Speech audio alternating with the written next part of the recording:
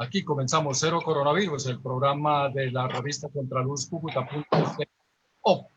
Y comenzamos la semana para hablar sobre los temas que atañen a la región, a la zona de frontera y también a la capital del norte de Santander. Hoy es el día 258 del año, faltan 108 para que termine el 2020. Esta es la semana 38 y faltan 16 días para que termine septiembre. Hoy vamos a hacer un cambio en nuestra estructura del espacio por petición de nuestro invitado de esta noche, el presidente de la CGT, y entonces vamos de una vez a entrar con él. Vamos con el tema del día. El movimiento sindical. ¿Qué papel juega en este momento histórico de Colombia? Nuestro invitado, Julio Roberto Gómez Esguerra, presidente de la Confederación General de Trabajo CGT, líder sindical y miembro titular del Consejo de Administración de la Organización Internacional de Trabajadores, OIT. Muy buenas noches, don Julio Roberto. Bienvenido a Cero Coronavirus de la revista Contraluz Cúcuta.co. Muy buenas noches, compañero, para ti, para todos los seguidores de este formidable programa. Un saludo muy especial aquí desde la capital de la República, agradeciendo tu generosidad de invitarnos a participar de este programa y bueno, dispuestos a expresar lo que nosotros en estos momentos estamos haciendo en defensa de los intereses de la clase trabajadora y del conjunto del pueblo colombiano en tiempos de pandemia. Presidente, le transmito la inquietud en este momento histórico por el que pasa el país. ¿Qué papel está jugando el movimiento sindical? Bueno, el movimiento sindical juega a instancias del Comando Nacional Unitario, donde nos congregamos la CGT, la CUT, la CTC, las dos confederaciones de pensionados, la CDP y la Confederación de Pensionados de Colombia. Estamos jugando el papel que nos corresponde, el papel histórico, que es asumir la defensa de los derechos, no solamente de la clase trabajadora, sino del conjunto del pueblo colombiano. En una claridad, el coronavirus, el COVID-19, es una de las tantas pandemias que tenemos en este país, porque antes de la pandemia ya Colombia era de por sí uno de los países más desiguales del mundo.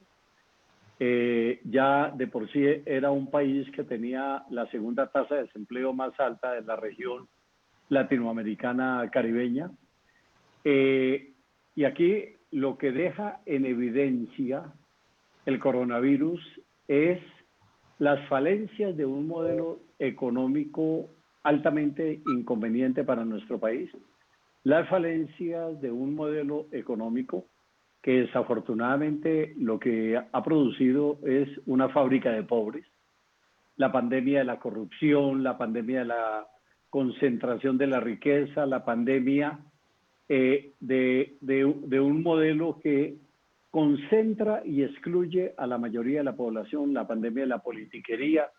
Aquí mucha gente piensa solamente con el cálculo político de qué va a ocurrir dentro de 2 o dentro de 4 o dentro de 8 años, y eso no le ha permitido progresar como el país se lo merece.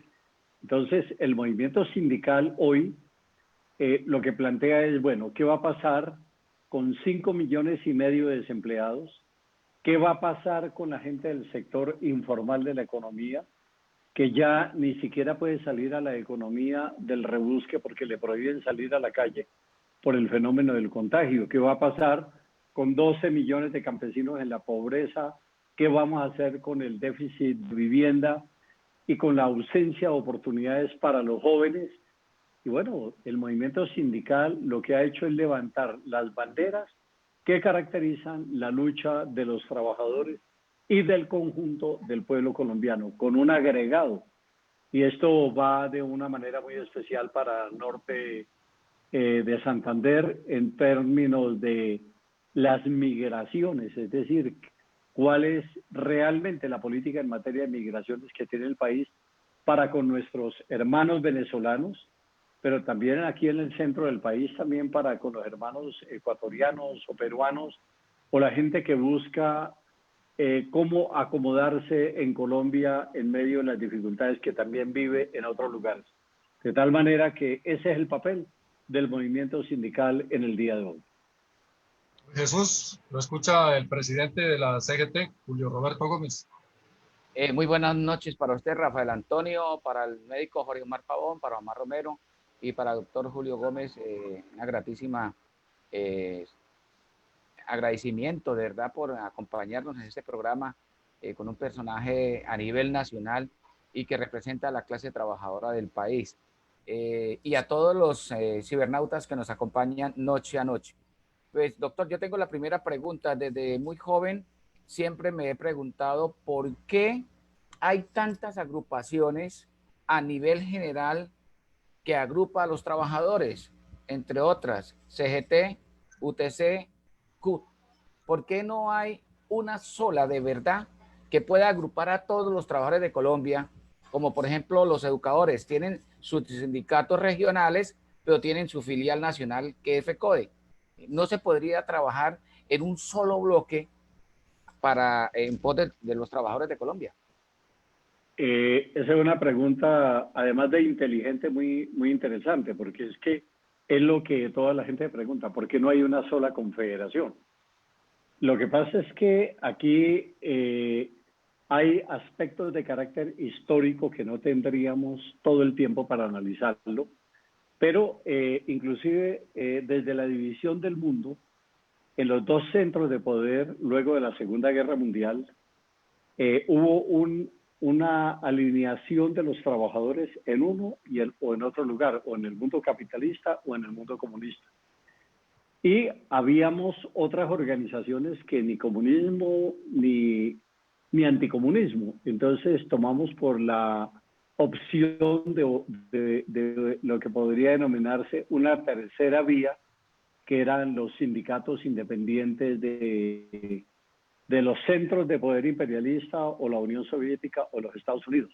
Sin embargo, con el proceso dialéctico que se ha venido viviendo en el país, entonces, por ejemplo, este 30 y 31 de enero de este año hicimos un encuentro de organizaciones sindicales y sociales, y la CGT propuso en el marco de este encuentro transitar y abrir los espacios para, ojalá, unificar al movimiento sindical, la CGT, la CTC, la CUT, en una sola organización en donde se respeten los puntos de vista, la pluralidad político-ideológica que se tenga por parte de las personas y de las organizaciones. No es una tarea fácil. Desafortunadamente, toda la problemática nos une, pero hay aspectos de carácter ideológico, político, que se atraviesan en medio de esta situación. Pero lo importante es que hoy, por ejemplo, estamos aglutinados en el seno del Comando Nacional Unitario, las tres centrales, más las dos confederaciones de pensionados, y actuamos unificadamente en torno a las peticiones al gobierno nacional, en torno a la unidad de acción frente a problemas específicos de la clase trabajadora. Esa es, de alguna manera, la respuesta, y solamente complementarla con algo. La unidad del movimiento sindical es un proceso dialéctico que parte de la unidad de acción, que es lo que estamos haciendo. Se puede dar un salto a la unidad programática, que de alguna manera la estamos cumpliendo ahora, y el último paso de estos es la unidad orgánica. No es tan fácil, pero tampoco es tan complicado. Se trata de despojarse de sectarismos, de dogmatismos, y tener presente que aquí lo importante son los derechos de la clase trabajadora. Jorge Omar, lo escucha el presidente de la CGT, Julio Roberto Gómez. El micrófono, Jorge Omar, por favor. Buenas noches, ¿cómo están? Me complace mucho que en el programa esté Julio Roberto Gómez, y quisiera plantearle este interrogante. Ha hablado de la pandemia y de las cosas que han aflorado a propósito de la situación que ha confrontado el país, al igual que el mundo entero. Y uno de los problemas más serios que se destacan por esta situación es el de la salud. Desde el movimiento sindical, ¿cuáles son las propuestas que tienen ustedes para mejorar el sistema de salud? Si es a través de una reforma, o cómo podría mejorarse tanto para los trabajadores de la salud como para la gente en general la prestación de este servicio esencial. Sí, en efecto, antes de la pandemia, ya el sector salud acusaba serios problemas. Por ejemplo, el retraso en el pago a los salarios de los trabajadores de la salud, incluidos, o más bien en cabeza de los mismos médicos, las enfermeras, las auxiliares, el personal administrativo, era un común denominador en este país.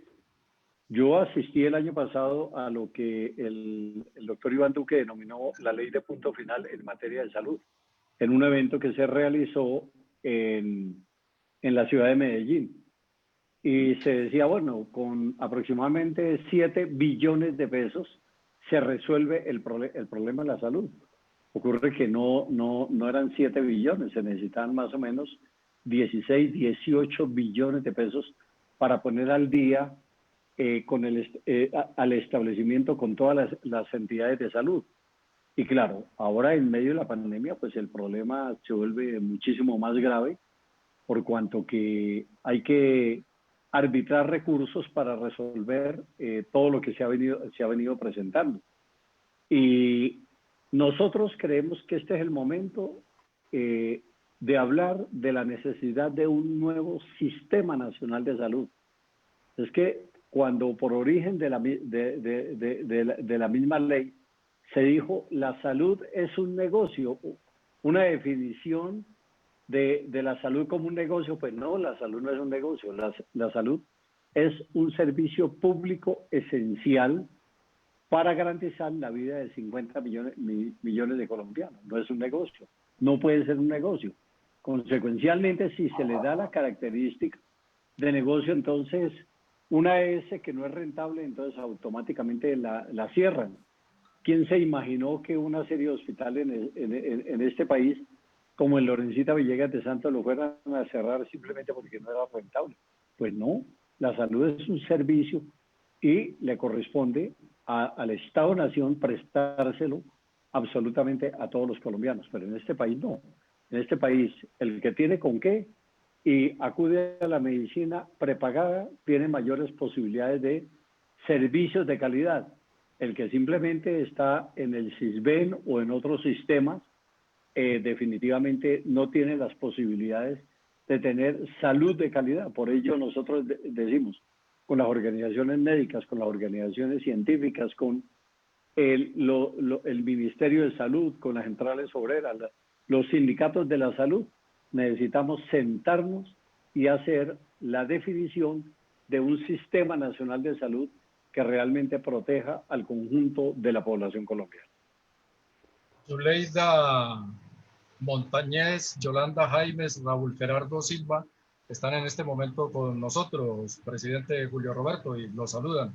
Le dicen que muchas gracias por la defensa de la clase trabajadora. Omar Romero. Gracias a ustedes. Con las buenas noches para todos nuevamente, para el doctor Julio Roberto. Es un gusto tenerlo en este programa. Doctor, en medio de esta situación que se está viviendo actualmente, obviamente pues esto es un mal de toda la vida, pero la situación que está viviendo con estas protestas, con estas marchas y en un país tan polarizado en la parte política, ¿cuál es realmente el papel importante del sindicato colombiano de los trabajadores en este momento que es cuando más de pronto se necesita el respaldo y que obviamente hayan cosas positivas para la clase trabajadora? El movimiento sindical colombiano, el día 7 de septiembre, organizamos una caravana nacional de protesta precisamente por la falta de atención del gobierno a los requerimientos del pueblo colombiano. Nosotros presentamos desde el Comité Nacional de Paro un pliego de emergencia al gobierno nacional, no el pliego de 104 puntos que presentamos el año anterior, sino un pliego de emergencia, hablando de la renta básica, hablando de la necesidad de fortalecer el sistema nacional de salud, proteger como corresponde a la juventud, por ejemplo, matrícula cero para los estudiantes universitarios, tanto de la universidad pública como de la privada, y garantizar que todos los niños y las niñas nuestras tengan acceso a la educación. Y lamentablemente el gobierno tiene una posición muy arrogante frente a ese pliego de peticiones. Pero además de eso, introduce una serie de elementos que no tienen sentido ni presentación, como el decreto 1174, que habla de los pisos mínimos de protección social. Pero ahí no están los pisos mínimos en materia de protección social, como es salud y como son los temas que tienen que ver con el empleo. Lo que se esconde detrás de esta situación es una suerte de reglamentación del artículo 193 del Plan Nacional de Desarrollo, que apunta, por ejemplo, a que en Colombia, en un momento dado, y más en época de crisis, entonces cualquier cosa es cariño. Y entonces reducir a los BEPS todo lo que tiene que ver con los sistemas pensionales. No hay claridad sobre todas estas políticas. ¿Qué se le está pidiendo al gobierno nacional? Que derogue el decreto 1174 para que la misión de empleo, de la cual él mismo ha hablado, comience a trabajar en el problema más grave que enfrenta la población colombiana, que es el tema del desempleo, y es el tema de la informalidad laboral. Y en esa misión de empleo, las centrales obreras, las confederaciones de pensionados, los expertos de cada una de las organizaciones, con el apoyo de la Organización Internacional del Trabajo, la OIT, y otras instituciones como la CEPAL, miremos a ver cómo le encontramos salidas de fondo a problemas de fondo que nosotros tenemos en el país. Es que el problema es que en nuestra nación, y ustedes lo saben mejor que yo, cada vez que llega un gobierno habla de planes de choque contra el desempleo, pero no llegan con una política de empleo. Y de la única manera como un país sale del subdesarrollo, de la única manera con que un país sale del atraso, es a través de una política de empleo, porque esto no es con subsidios, ni a jóvenes en acción, ni a mujeres en acción, ni a los guardabosques, ni a los viejitos para que no se mueran de hambre. No, esto no es así. Necesitamos políticas de empleo. Colombia tiene 1.141.000 kilómetros cuadrados, más toda el área marina y submarina que nosotros tenemos, pero no tenemos una marina mercante, no tenemos un Fondo Nacional de Caminos Vecinales, desmontaron los ferrocarriles en Colombia, la actividad portuaria pasó a un segundo plano. Hoy en día a un médico se le da el tratamiento como si fuera, como no reconociéndole lo que significa él para la sociedad colombiana, para la vida de la gente, pero en general para la gente, los campesinos, por ejemplo, que son los que garantizan la seguridad alimentaria, están en el abandono, no hay vías de penetración, no hay políticas rurales que realmente nos hablen de ese país que tanto necesitamos. Entonces, precisamente por ello nosotros consideramos que el presidente de la República, lo quiero decir con un gran respeto, pero también con mucha claridad, tiene una posición muy arrogante. Yo creo que hablar 1 hora diaria por televisión le está sentando mal, porque en un momento dado corremos el riesgo de que crea que todo lo que le llevan a su escritorio es cierto. Y aquí hay muchas situaciones que están sin resolverse como corresponde. Don Julio Roberto, también lo saludan Alexandra Álvarez, Sara Jaimes, Claudia Uribe Rangel, Marta Luz, y Carlos Alberto García le hace esta pregunta aquí por Facebook. Las centrales obreras ¿Qué posición tienen frente al incremento del salario mínimo para el 2021, teniendo en cuenta los altos índices de desempleo en el país y más en regiones como norte de Santander, que adicionalmente tenemos la informalidad más alta de Colombia? Bueno, si en época de normalidad el equipo económico del gobierno y los empresarios llegaban con el pañuelo para llorar, pues imagínense ahora en medio de la pandemia. Entonces, van a pretender que el peso de la crisis caiga sobre la gente más humilde, sobre la gente que deja el salario mínimo legal. Salario mínimo legal que es un salario mínimo de sobrevivencia. El mandato constitucional habla del carácter vital y móvil del salario, que es un salario mínimo vital que alcance para comprar por lo menos la canasta familiar para una familia de 5 personas. Pero actualmente el salario mínimo escasamente compra el 42, el 45% de la canasta familiar. Por lo tanto, va a ser una discusión bien difícil, va a ser una discusión bien complicada, porque de todas maneras nosotros no podemos pasar de agache frente a la necesidad del incremento en el salario mínimo legal. Es que un país no se desarrolla distribuyendo pobreza. Un país se desarrolla distribuyendo riqueza como corresponde. Y como decíamos anteriormente, Colombia no es un país pobre, es un país empobrecido. Colombia es uno de los países más desiguales del planeta, en donde lo que antes era una brecha entre riqueza y pobreza, hoy en día es un abismo gigantesco, insalvable, entre riqueza y pobreza. Aquí hay 11 millones de colombianos que se acuestan con hambre, que se levantan con hambre, que viven con hambre. Y entonces, precisamente, en varias ocasiones, yo no lo voy a justificar porque creo que el vandalismo no tiene ninguna clase de justificación. Pero si alguien pasa por un lugar donde hay un desorden y ve que hay un supermercado que lo están saqueando, seguramente se mete a sacar cuando sea una gaseosa o un kilo de harina. Es decir, tenemos demasiadas necesidades básicas insatisfechas para la población. El salario mínimo legal debe incrementarse porque es un motor, de todas maneras, dinamizador de la economía en Colombia o en cualquier lugar del mundo. Luis Jesús. Pues, doctor Julio, usted nos hablaba del modelo económico que está imperando en el mundo, que es el capitalismo. Sabemos que los modelos económicos se han venido desarrollando a través de la misma historia de la humanidad, a través de sus procesos de producción. Pasamos por un modelo económico comunista. Recordamos que en los años 90 ese sistema prácticamente desapareció en la Unión Soviética y en los países orientales.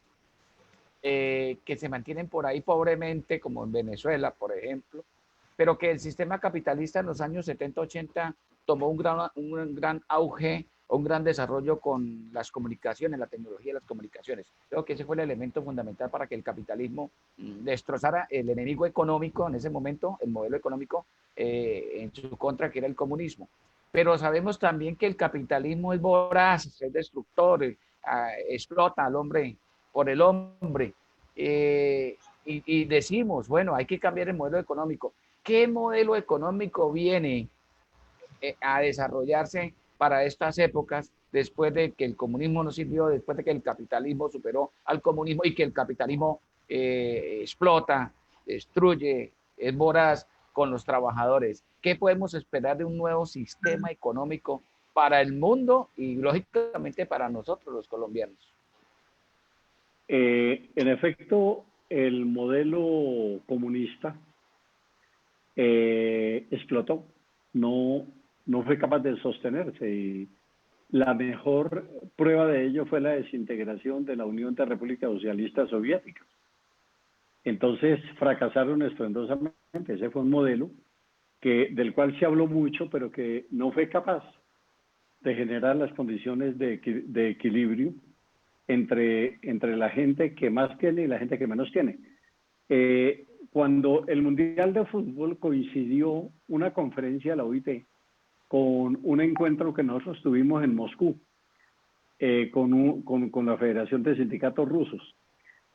Y la verdad es que yo me sorprendí llegar a la Plaza Roja de Moscú, al frente del Kremlin y en lo que era un conjunto de edificios me imagino que del ayuntamiento. Ahora es un centro comercial donde eso es impasable para un pobre. Es decir, un pobre ahí lo máximo que se puede comer es un helado. Es decir, y todas las tiendas de las multinacionales, las mejores marcas del mundo, marcas que yo inclusive no había visto ni siquiera en París. Y entonces fracasó ese modelo, como ha fracasado estrondosamente el modelo neoliberal, el modelo capitalista, porque lo único que ha producido son pobres. Entonces, la situación de Venezuela es que lo de Venezuela es innombrable. Yo conozco a Venezuela hace 42 años que fui por primera vez, y uno podía tener todas las críticas frente a gobiernos adecos y copellanos, pero de todas maneras la gente consumía, la gente tenía alguna capacidad de compra. Hoy en día la situación no puede ser más brutal. El socialismo de Chávez y de Maduro, pues lo que dan es risa. El socialismo de Chávez y Maduro lo único que dan cuenta es de un sistema profundamente represivo. Entonces dicen, no, es que los que se están yendo a Venezuela son los que son enemigos del régimen. Pues tiene demasiados enemigos el régimen, porque salen por millones y salen en la búsqueda de comida, en la búsqueda de medicina, en la búsqueda de un empleo. Ese modelo fracasó estruendosamente también, y lo único que ha producido es miseria. La CGT ha propuesto un modelo alternativo de desarrollo que es una combinación entre economía solidaria, que se expresa en las cooperativas, que se expresa en los fondos de empleados, que se expresa en las cajas de compensación familiar, y ese modelo de economía cooperativa, en reglas del juego claramente definidas con el modelo capitalista, ¿qué es lo que hay? Tiene que ser capaz de producir los cambios que conduzcan a un estado de bienestar. Es una obra de 500 páginas que publicamos nosotros hace algunos años, pero que a todos los gobiernos se le hemos entregado, desde Pastrana hasta el gobierno del doctor Iván Duque, pero no reaccionan frente a eso, porque están demasiado acartonados defendiendo ese modelo capitalista que concentra y excluye. Es que el hecho de que hoy en día el 1% de la población mundial detente en un lujo insultante el 80% del ingreso mundial, el mundo está condenado a la guerra, a la confrontación. ¿De cuántos metros van a ser los muros de las casas donde vive la gente sumamente rica, como para impedir que la gente que desciende de los cerros o que la gente que sale de los cinturones de miseria vaya en un momento dado inclusive a reclamar un mendrugo de pan? Es muy poco inteligente el sistema capitalista. Se lo planteamos al doctor Iván Duque en el Congreso de la CGT. Yo no me arrepiento de haber invitado al doctor Iván Duque hace 2 años y medio al Congreso de la CGT, porque en definitiva escuchamos un discurso de 57 minutos televisado, que lo tenemos grabado, en donde él hablaba del nuevo país. Seguramente tenía muy buenas intenciones, pero lo que pasa es que aquí los grupos de presión desafortunadamente tienen más poder que la capacidad de movilización de la propia clase trabajadora para reclamar políticas de empleo, políticas agrarias, políticas de salud, políticas de educación, políticas de recreación social. ¿Por qué estamos permitiendo que los campesinos se vengan para las cabeceras municipales? Porque no tienen ni vías de penetración, no tienen carreteras, no tienen centros de salud, no tienen centros educativos. La universidad hay que llevarla a las zonas rurales, pero para eso se necesita, primero, una profunda voluntad política, y segundo, crear las condiciones para esto. Yo no sé si el doctor Luis Carlos Sarmiento Angulo, el señor Ardila Lule están peleándose a ver cuál es el más rico del cementerio. Es decir, consideramos nosotros que llega un momento en donde hay que distribuir riqueza, no distribuir pobreza, que es lo que nos proponen todos los días, diciendo hay que hacer una reforma laboral, hay que hacer una reforma pensional, y en realidad nosotros lo que necesitamos es un nuevo sistema económico que realmente compense. Y me refiero, por ejemplo, al tema de cajas de compensación familiar. Las cajas de compensación familiar hoy son servicios para más de la mitad de la población colombiana, en salud, en educación, en recreación, en mercadeo social, en atención a los niños, en atención a la gente de la tercera edad. Y todos los días le sale un contradictor a las cajas de compensación familiar desde el gobierno o desde el Congreso de la República. Entonces dicen, bueno, ¿y para qué tienen hoteles? Ah, bueno, pues para atender a la gente. ¿Para qué centros recreacionales? Bueno, pues para que socialice la piscina. Es decir, muchos de nosotros cuando éramos niños, cuando salíamos de paseo, íbamos a los ríos, a las quebradas, porque las piscinas estaban para otra clase de gente, no para la clase trabajadora. Y claro, cuando venía una creciente, venía y se llevaba el sancocho, se llevaba los chinos y se llevaba la ropa. Es decir, creo que definitivamente vale la pena que en ese sentido se reconozca el valor de una serie de instituciones. Por eso reitero el tema de cajas de compensación familiar. Las cooperativas igualmente son servicios sociales para muchísima gente y esos son los espejos donde nos tenemos que mirar. Y bueno, el movimiento sindical, conjuntamente con estas instituciones, tratando de unificar criterios para lo que podría ser un acuerdo social incluyente para la inmensa mayoría de la población en Colombia. A propósito de las cajas de compensación familiar, presidente, le pregunta Hugo Espinosa. Señor presidente de la CGT, buenas noches. Sé que el gobierno acoge con interés sus sugerencias. Soy aportante a la Caja Companorte como empleado de un establecimiento comercial.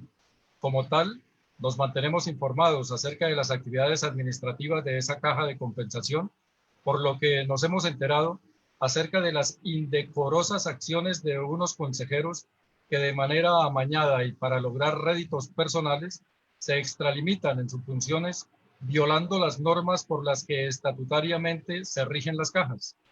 Esos atropellos y entorpecimientos incitados a crear desestabilización institucional con pruebas y evidencias fundamentadas, nuestros compañeros del sindicato mayoritario las han puesto del conocimiento de la superintendencia, pero los intereses politiqueros y nefastos del exministro Cristo han logrado que se engaveten o distorsionan. ¿Qué puede comentar al respecto? Pregunta Hugo Espinosa. Compañero Hugo, yo quiero decirle lo siguiente. Hemos dialogado primero con la doctora Liz Arango, ahora con el doctor Ángel Custodio Cabrera, el ministro del Trabajo. Siempre se nos dijo, no, es que hay una interinidad en la superintendencia del subsidio familiar. Bueno, ya se acabó la interinidad.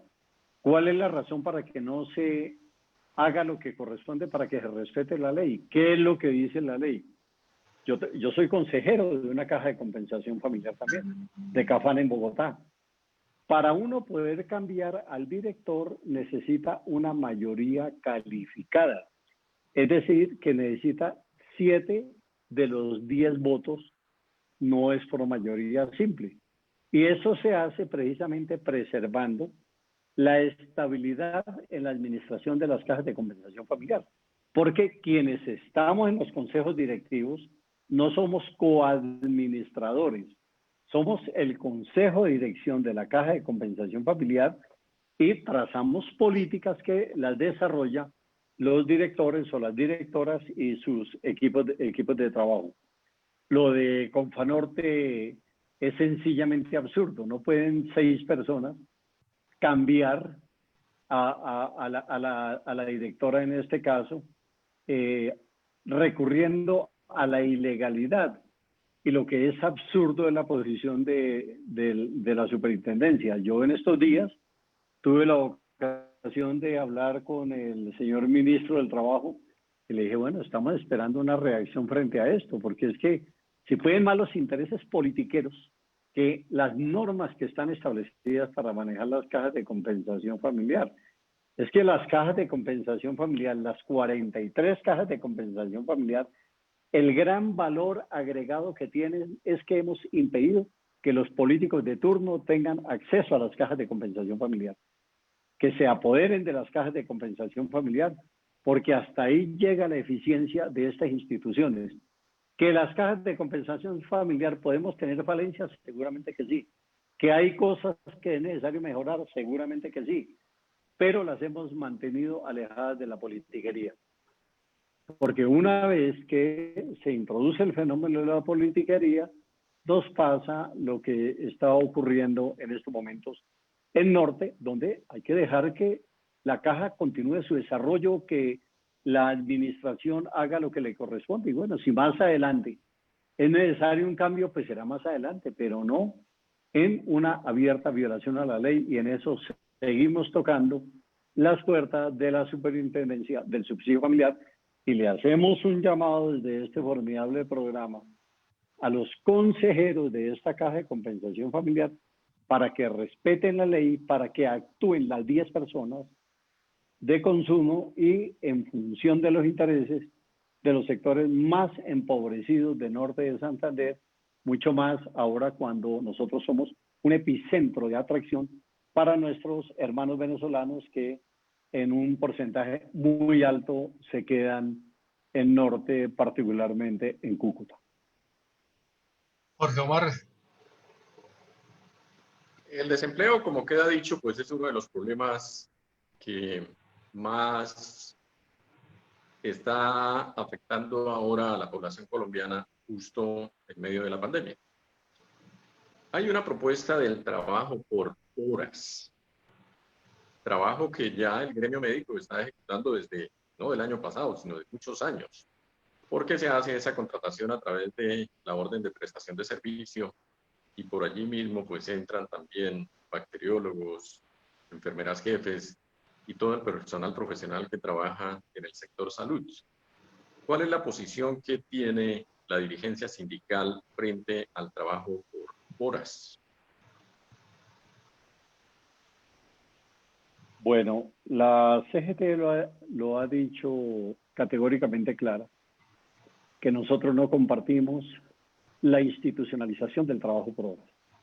Nos parece que eso para ciertas actividades, no sé, habría que analizarlo, pero si hoy trabajando 8 horas al día, 48 a la semana, es casi imposible construir una pensión de jubilación por los periodos de carencia en materia de empleo, porque hoy en día casi ninguna empresa contrata a nadie con un contrato a término indefinido. Entonces la gente tiene contrato por 2 meses, por 3 meses, por 6 meses.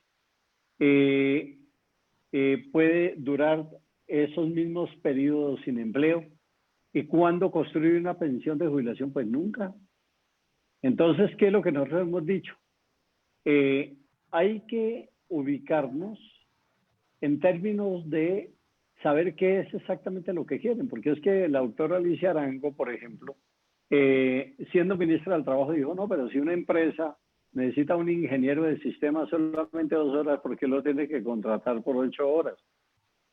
Que fue el peor ejemplo que pudo haber hecho, porque nosotros en la CGT somos una empresa pequeña y sin embargo el ingeniero de sistemas lo necesitamos, no solamente 8 horas, sino que en ocasiones, si ya se fue de turno y lo necesitamos, tenemos que llamarlo para que nos ayude a resolver un determinado problema.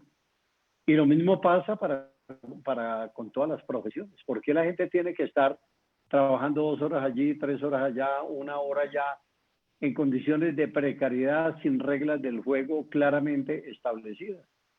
Entonces, todo esto nos indica que este no es el momento, y por eso el 1174 tiene que caerse, porque es abiertamente inconstitucional, como es abiertamente inconstitucional el artículo 193 del Plan Nacional de Desarrollo, que ya lo tenemos demandado, y el otro ya metimos la demanda también ante el Consejo de Estado, y el uno ante la Corte Constitucional y el otro ante el Consejo de Estado.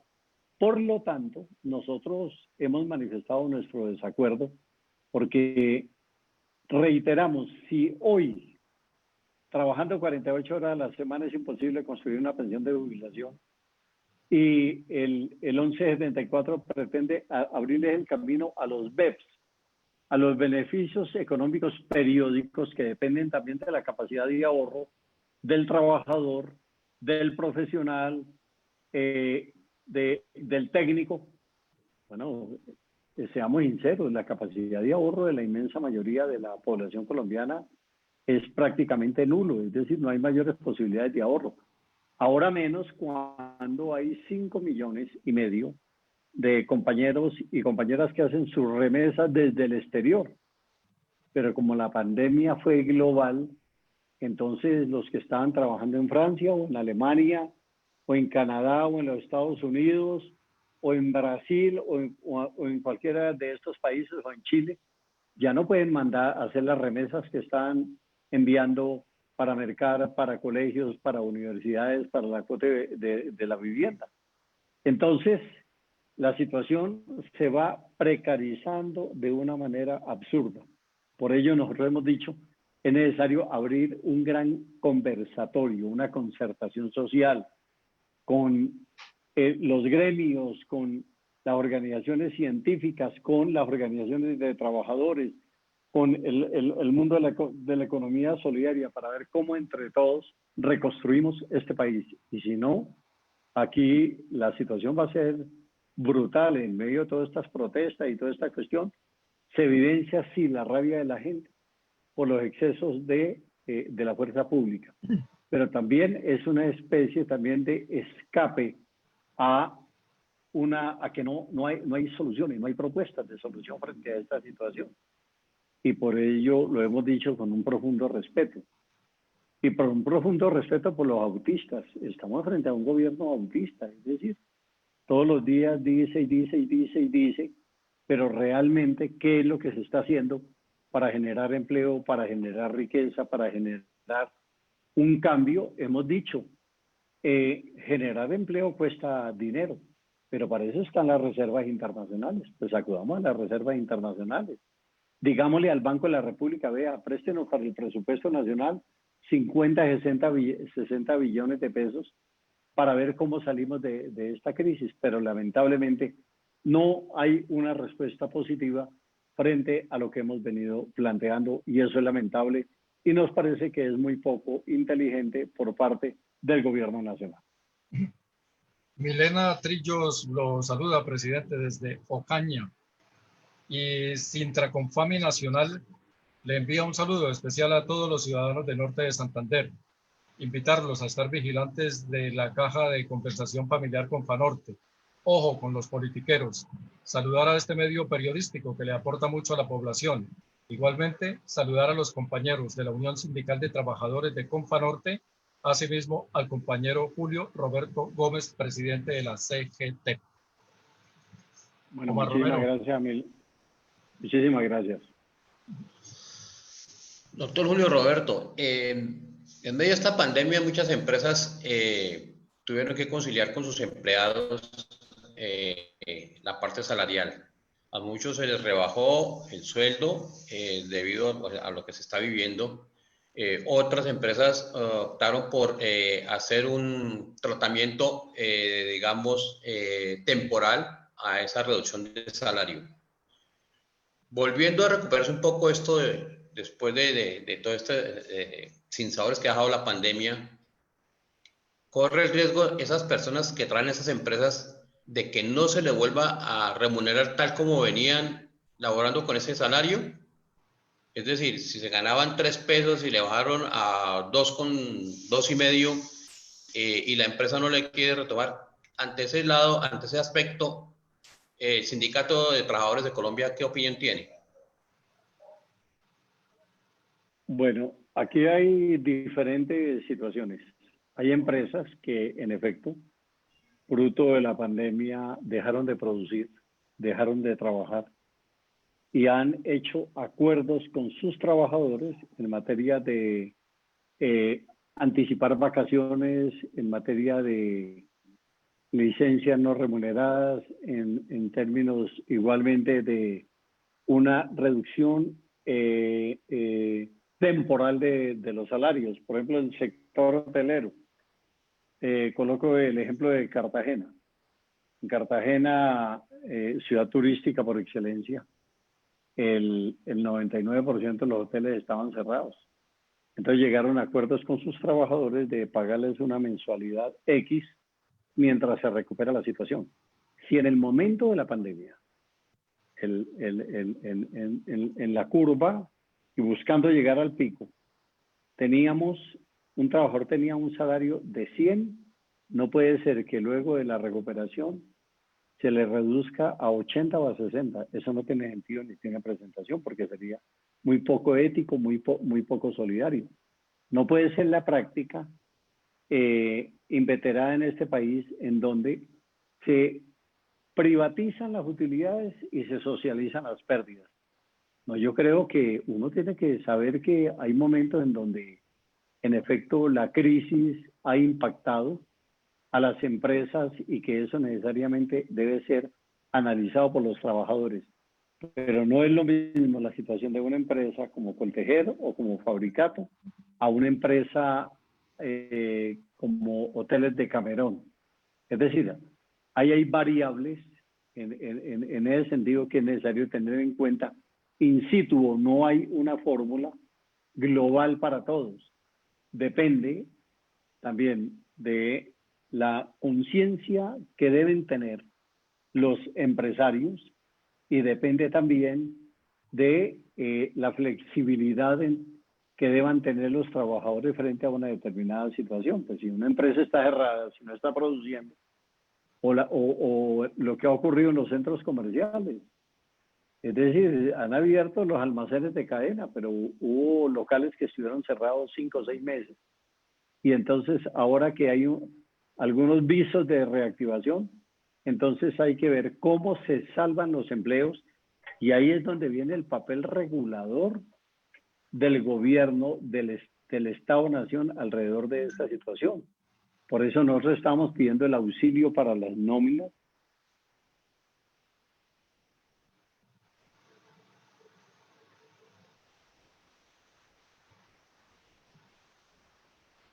Se nos congeló el presidente. Jesús, ¿qué tiene ahí? ¿Qué imagen tiene el presidente? ¿Está congelado? Ya Sí, volvió. ¿Qué volvió? Ya volvió la señal. Entonces decía que es necesario considerar cada situación en particular. Pero si una vez la empresa se reactiva y empieza a tener una vida más o menos normal, no puede ser que la persona que cayó en sus ingresos se mantenga ahí y ese sea el punto de partida. No, señor. El punto de partida era el salario, era la remuneración que tenía esa persona al inicio de la pandemia. Presidente, le dice Carlos Alberto García, como presidente de la Central de Trabajadores CGT, ¿cuál cree usted que sean los motivos del por qué menos del 5% de los trabajadores en Colombia pertenecen a un sindicato? ¿Son los empresarios que no lo permiten o son los trabajadores que no quieren unirse? Bueno, yo vengo de una época como obrero de fábrica en donde la tasa de sindicalización estaba en el 22-24%. Hoy difícilmente llegamos al 7%. Y ahí, seamos sinceros, ahí hay un problema sumamente grave. Es, primero, conductas antisindicales que se mueven en el sector empresarial. Segundo, el holocausto a que fue sometido el movimiento sindical durante varios años mediante la matanza de líderes y activistas sindicales en nuestro país. En tercer lugar, los sistemas de contratación, porque como se abrió camino una contratación irregular, órdenes de prestación de servicio en el sector público o el trabajo por horas, como decía el doctor, para los médicos, en fin. Entonces todo eso fue jugando en contra de aumentar las tasas de sindicalización. Ahora que estamos en la época de lo que se ha denominado la reparación colectiva del movimiento sindical, nosotros estamos diciendo, nosotros no queremos plata, nosotros lo que queremos es garantías para que quien se organice en un sindicato no pueda ser objeto del despido. Y sí, es lamentable y Desafortunadamente es un fenómeno mundial. Digo que desafortunadamente porque los 5 grandes sindicatos en el mundo en los últimos 20 años se calcula que han perdido más o menos 35 millones de miembros. Es decir, como que ya la juventud como que no conecta con el movimiento sindical, pero de todas maneras es la labor que nosotros tenemos que seguir cumpliendo, y creo que en eso los medios de comunicación deberían de jugar un papel mucho más proactivo, que la gente sepa que hay prestaciones sociales por la acción del sindicato, porque muchas veces la gente que reniega el sindicato, no reniega el sindicato cuando se va.